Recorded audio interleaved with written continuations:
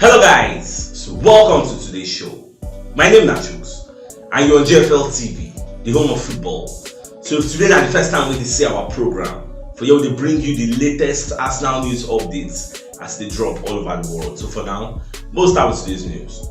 Our Gabriel Jesus don't come outside, come they talk plenty ahead of the match we will play against Man City. So Baba they talk say Arsenal need to play the match against Man City like a cup final, like say now do or die. If we lose and we go just play me, you get say that match is very important. Get so say we must approach them like all those errors we do, all those small errors, we must make sure say we leave all those things behind, get and play without individual errors, because when you check most of the games we don't drop points, now individual errors now cost us, get if not we will not make all those kind of errors, get. Now this one they go against the backdrop of people they talk say we'll go there, we'll go settle for a draw, more no to attack, so go to attack. Man City attacking prowess go finish us, get see they go use that one attacking destroy us, so I never know which one. So all this one I just people that talk their own opinion. At the end of the day, the person when your opinion matter, now be the coach Arteta, because Arteta will decide how he want to approach that match. Is he going to go all out attack?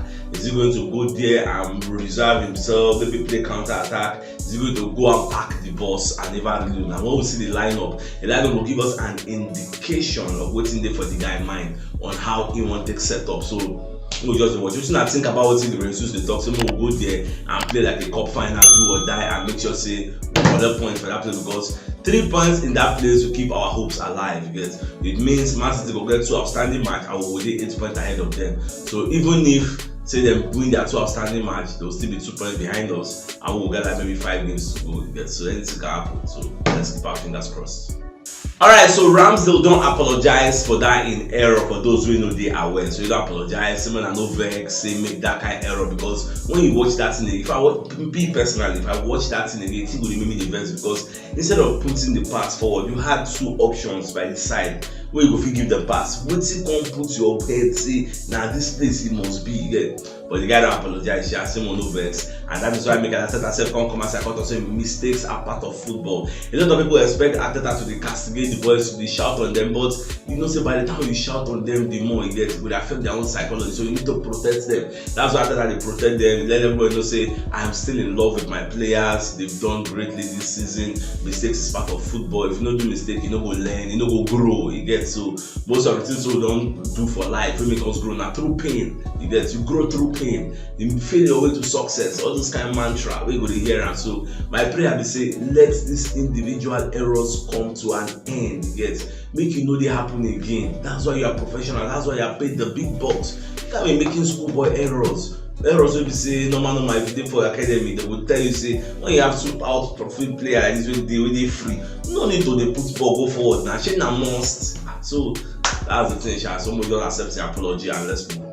Alright, away from that, so people like Gabriel Agbonlaho come and say I call the talk say Gabriel Emi Smith-Rowe say no day for Arteta plan for this season with the way when they see how things they work. So that guy know the Arteta plan, because you know understand why Arteta will keep the guy for bench, especially when people like Granit Xhaka get injury. You go bring in a Fabio Vieira, like you know add up for young brain, because they analyze them for top sports. So you know add up. Well, people gonna talk maybe now what Arteta they see for training. Now make I no really bring them Smith-Rowe in. So we don't know what in they see. But MC they insist say no, say something is wrong. Say that guy know they implant. If not, you know Arteta now. Arteta Smith-Rowe don't try for us in the past. So for that reason, Arteta supposed to draft and come inside the gate. But that one self not true. Once upon a time, MS Smith-Rowe, they rule also with the airports, do things. As something that self comes to the one side and we no agree. Get so at the end of the day, now about the language for Benjamin.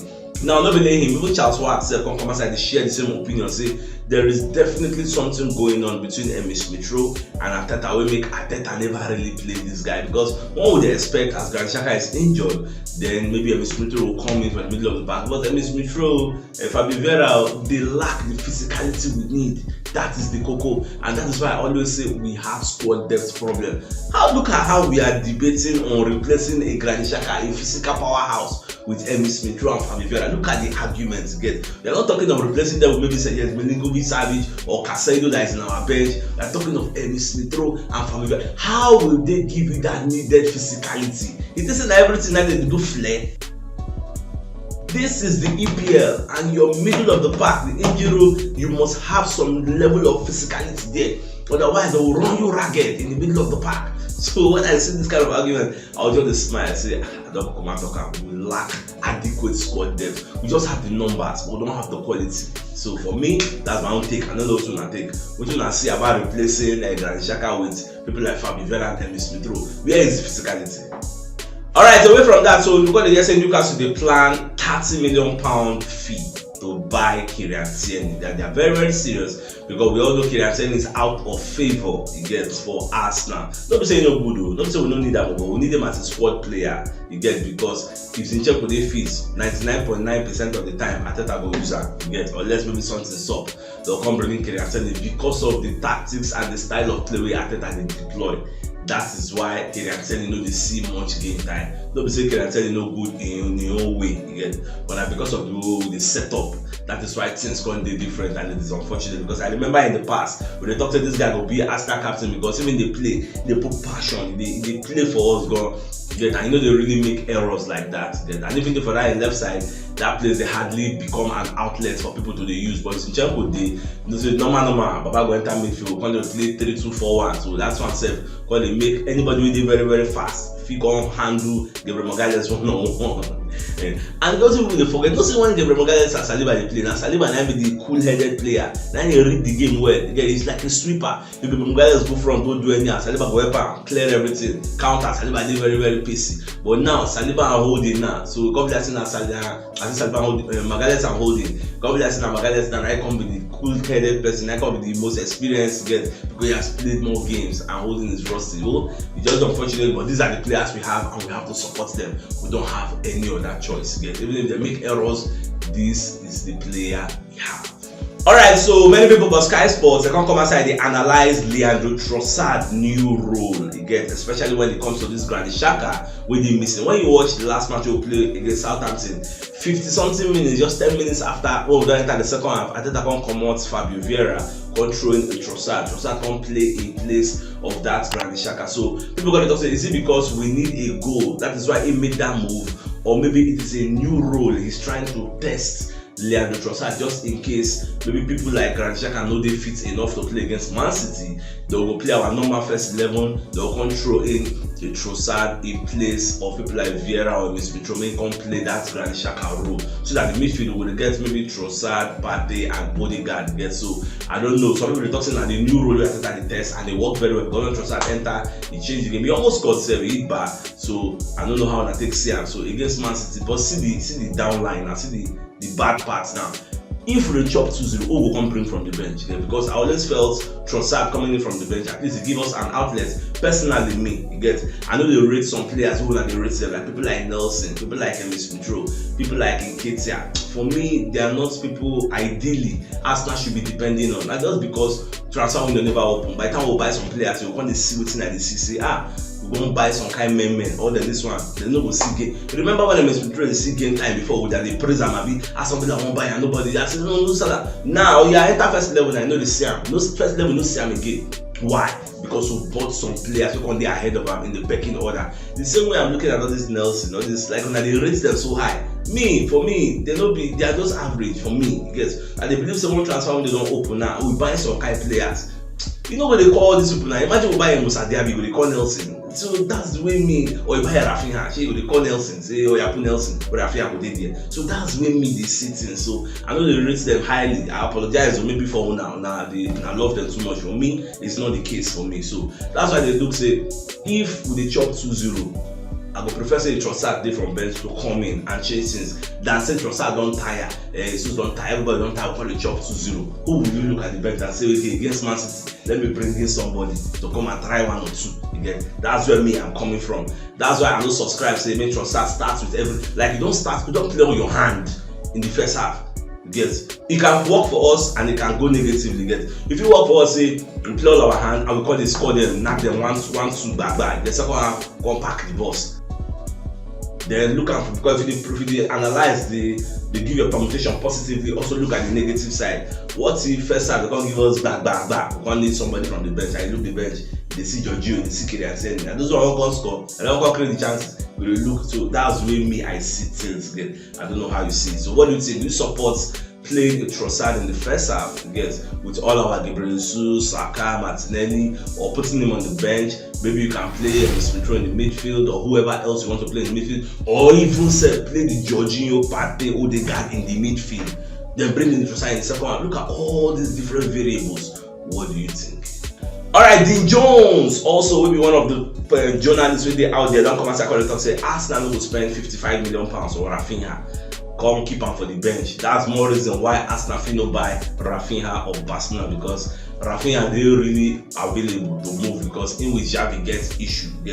I don't just know what's the worry, and the guy they always complain, they shout, they come out for match with the para. So for that reason, Xavi don't hate him small. Maybe hate is a big word. Maybe let me say Xavi don't dislike him small. So you're going to say Arsenal would like to go for the guy, and it will cost us like at least £55 million. So the question now is, should Arsenal be signing him and he'll be coming and staying in the bench and deputize for Bukayo Saka? Because if Saka did fit 100% of the time, they will be using Saka. But since we playing Champions League and the EPL, so he's more likely to get more game time. But the guy said, they like to stay for bench. Ordinarily, Dembele will play ahead of him in the pecking order for Baka. They're happy. Now, when Dembele gonna get injury, they're going to throw him in. So look at all these variables. So what do you think about this Rafinha? Should we be going for him? But the Coco will say, if you want to be a big team, you will get quality for bench, and those quality will they bench, and then will they compete against the ones where they start. Because the one where they on the bench, they're as good as the one where they start. That is what makes you a big team. So we must know how to manage all these big egos. That is why when I said Kylian said they won't come out, and they feel pity for him, because naturally the guy is a very good player. So let's see how things work. Like I said, don't come and say I can't blast all the people who talk saying me finish good, say me shit pack, I say no good again. Because for Arsenal, I was struggling to score goals. In short, at a point, I remember Babasato saying they changed like I said, make Kokoma go to play for midfield, because he was spending more time in the midfield than in the attacking third. So, but now we come up for Arsenal as a free agent. You don't go for Lyon. You go Lyon, you don't go score 19 goals. Yes, don't say I do mistake. 19 goals in a season in League One. So for that reason, you got come and say I call it para, I call it talk say all the people talk say we finish good, say no go succeed. You know, they see him now. So now we see people talk. So all those things I motivate them to prove since they belong to top flight football. But at the end of the day, he forgets that same 19 goals in score. Balogun said don't score like 18, I be 17. Goes to show you that league is a shit pack, it's a farmers league, you get. That's where they sell meat. It's a meat sellers league. It can't be compared in any way or form to the EPL. EPL will be your mate.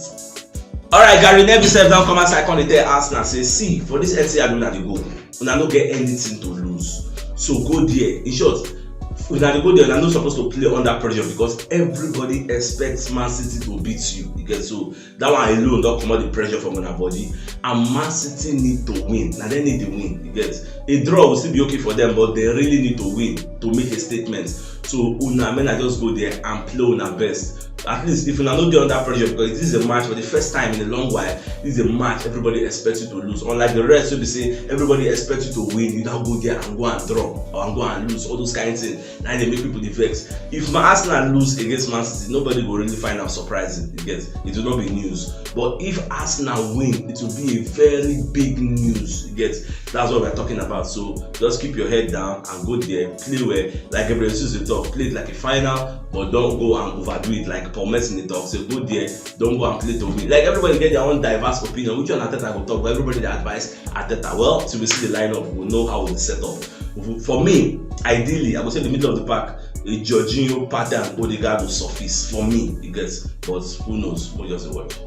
Alright, when Rooney said don't come and say I call the talk, say for this Arsenal setup when you see for this season, say Bukayo Saka is the best Arsenal player, because when you check about the outputs where the guy they give her, imagine scoring 13 goals and making 11 assists. What more can you ask for? You're talking about 24 goal contributions that what the Saka don't put out for Arsenal this season. So for him, that makes Saka the most valuable player at Arsenal at this moment. Forgetting about the penalty win, lose. I'm not saying the same scorer would have gotten 3 points. You don't lost 2 points for them, but still.